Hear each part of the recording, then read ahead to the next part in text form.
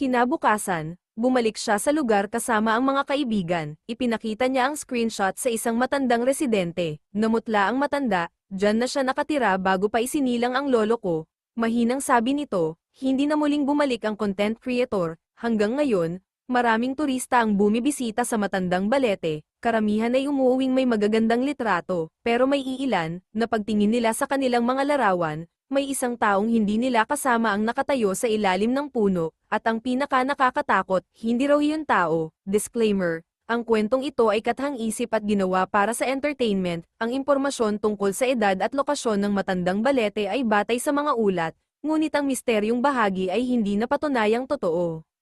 Ito ang Storyforce PH, kung saan bawat kwento ay may lihim na naghihintay mabunyag. Hanggang sa muli, at bago ka umalis, huwag kalimutang mag-like, mag-comment, at mag-subscribe. Malay mo, iyon na ang maging panangga mo sa susunod na nakakatakot na kwento.